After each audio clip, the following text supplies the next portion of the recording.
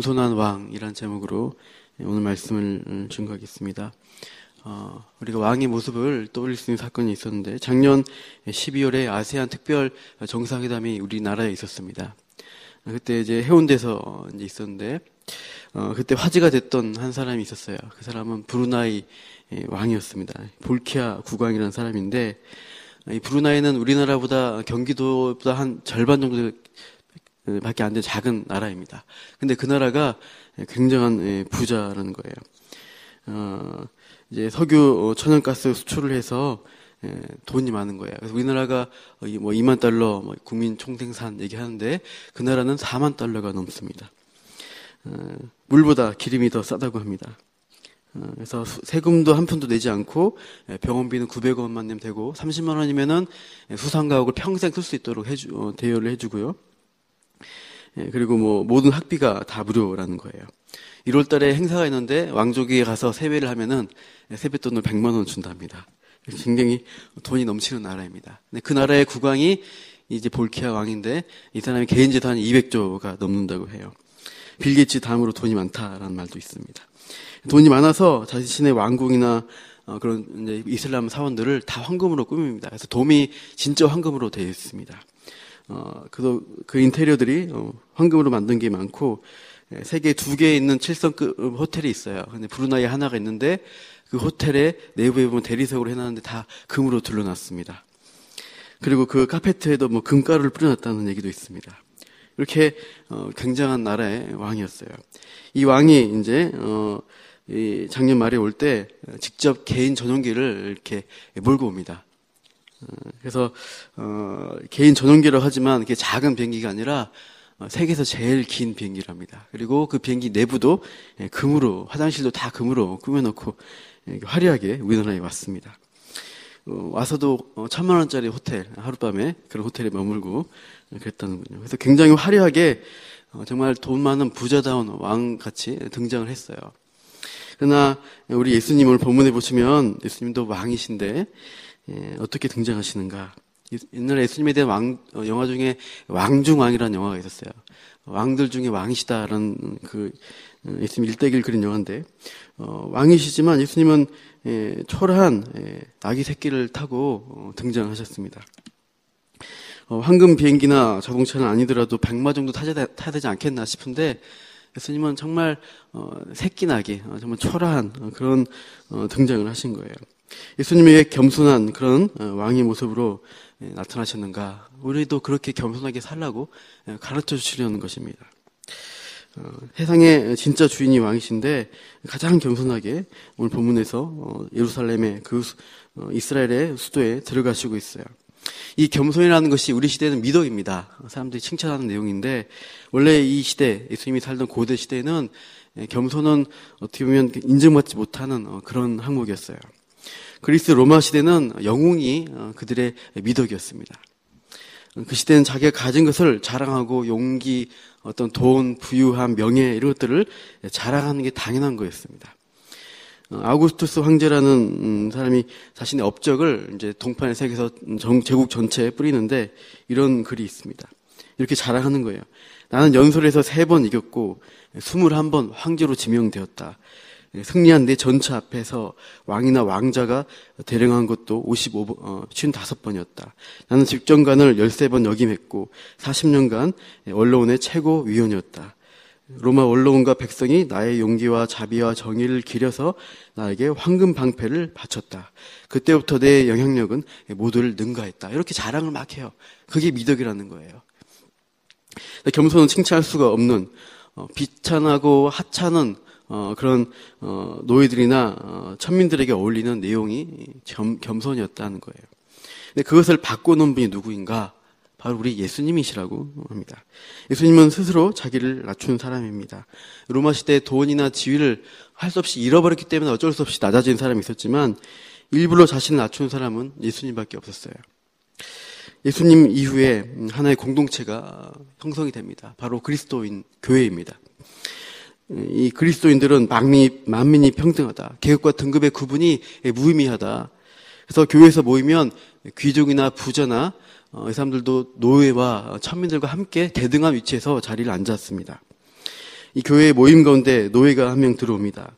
그럼 누군가 허리에 수건을 두르고 바닥에 무릎을 꿇고 앉아서 노예의 발을 씻겨주는 거예요. 이것은 예수님이 제자를 섬기셨던 그것처럼 그대로 하는 것입니다. 씻겨주는 그 사람이 귀족이든 시민이든 했다는 것입니다.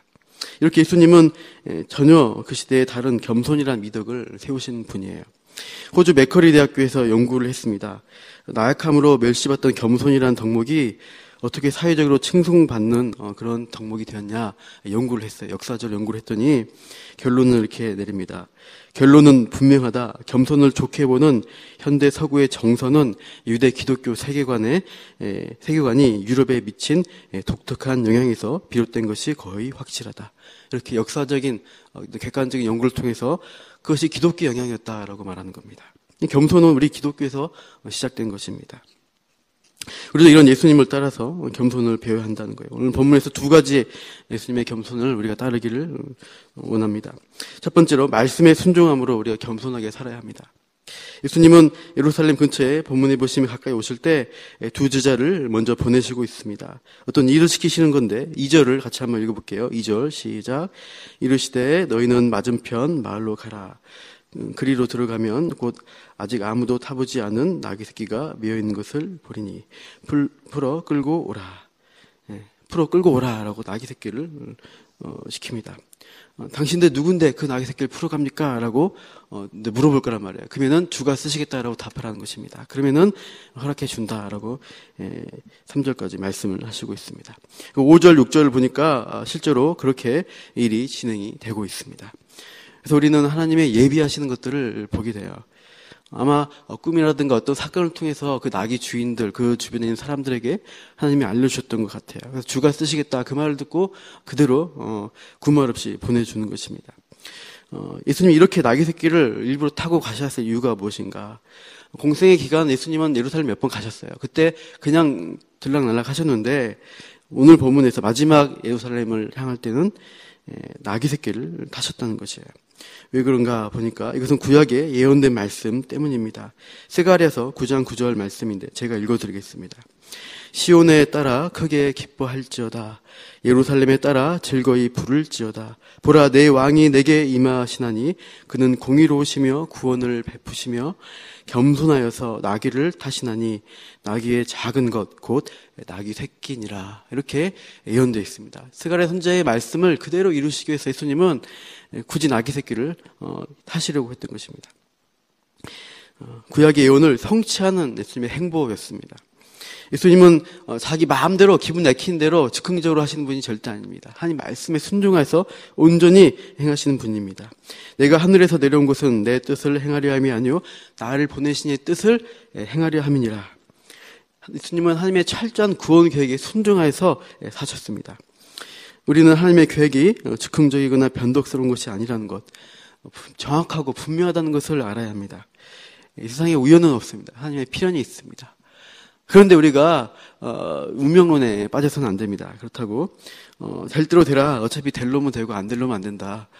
그러면서 이렇게 손 놓고 있으면은 이것은 하나님께 모든 책임을 돌리는 무책임한 행동이 됩니다. 하나님의 계획은 결과뿐만 아니라 그 과정에서도 역사하십니다. 그래서 과정에서 최선을 다해서 순종해 나아갈 때 하나님의 또 그런 손길들을 경험해 가는 것입니다. 어려움이 있을 때 포기하지 마시고 그 과정 가운데 하나님이 어떻게 일하시는가를 우리가 기억해야 돼요. 예를 들면 모세가 이스라엘 백성을 출애굽시키라 명령을 받고 바로에게 갔습니다. 그래서 내 백성을 보내라 하나님 말씀을 그대로 전했어요. 그러니까 그 결과는 뭐예요? 게으르다. 이 백성들이 지금 너무 이제 편하게 해주니까 이렇구나 하면서 더 강한 채찍으로 더 고역을 이렇게 줍니다. 그래서 백성들이 너무 힘드니까 모세를 보자 분노하면서 이렇게 우리를 죽이려 하느냐 모세를 원망하고 탄식하는 것을 보게 됩니다. 그래서 모세도 엎드리면서 하나님 앞에 이렇게 기도하죠. 지난주일 엎드려도 하나님께 엎드려서 원망이든 불평이든 기도하면은 주님 짤 붙이면은 기도가 된다고 말씀하셨는데 이렇게 기도하는 거예요. 주여 어찌하여 이 백성이 학대당합니까? 어찌하여 나를 이 백성이 보내셨습니까? 왜 이 결과가 나왔습니까? 이렇게 기도합니다. 그래서 하나님이 말씀해 주시는데 출애굽기 7장에 보시면 이렇게 하나님이 답을 주세요.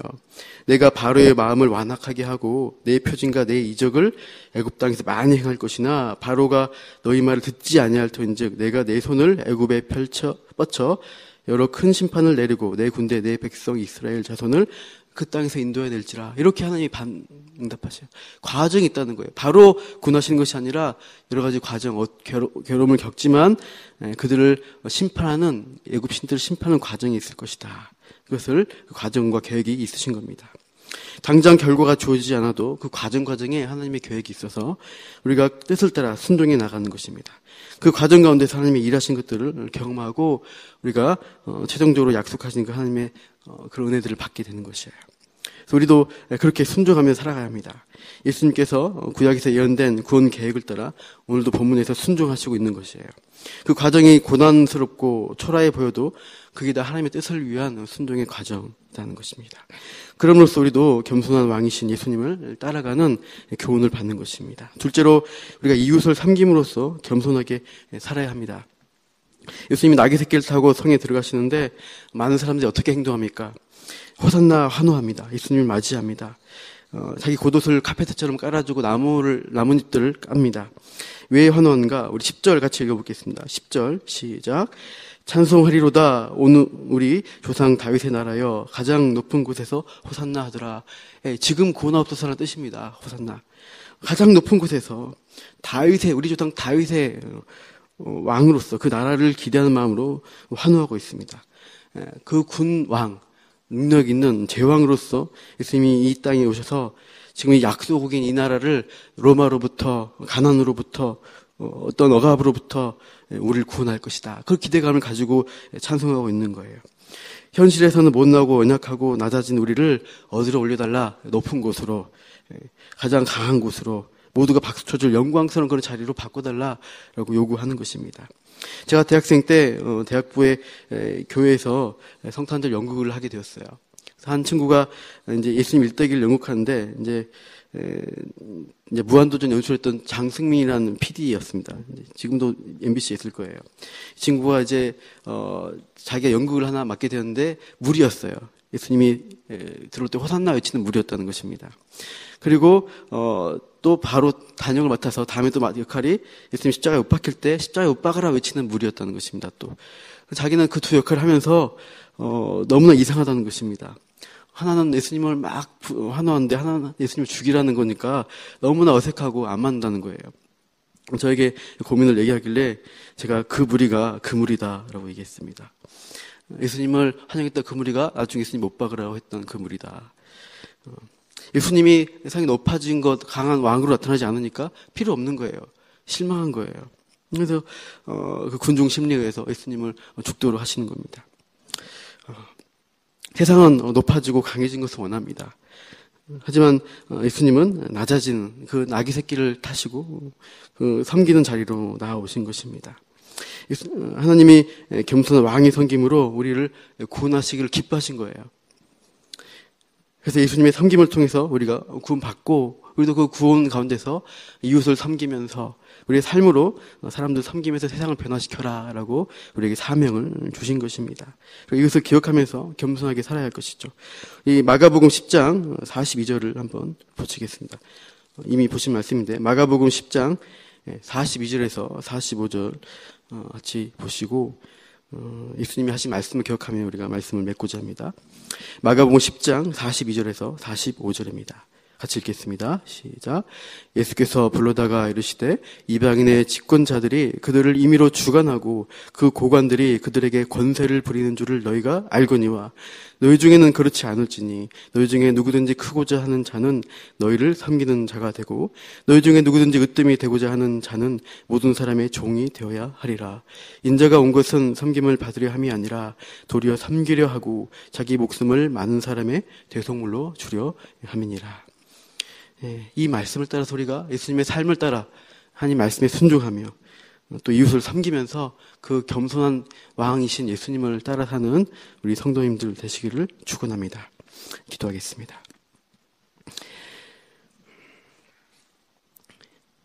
이 세상은 강한 것, 높아진 것을 환호하고 환영하지만 우리 주님은 낮아지고 겸손해져서 참 저희 가운데 죽어가는 우리들을 구원하시기를 기뻐하셨습니다.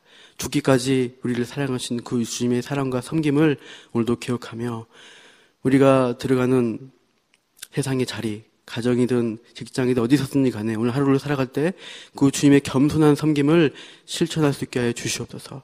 오늘도 우리를 통하여 그리스도의 향기가 퍼져나갈 수 있도록 우리를 사용하여 주시고 기도 가운데 하나님 우리의 연약한 부분들 담당하신 그 하나님의 손길들을 경험하기를 원합니다.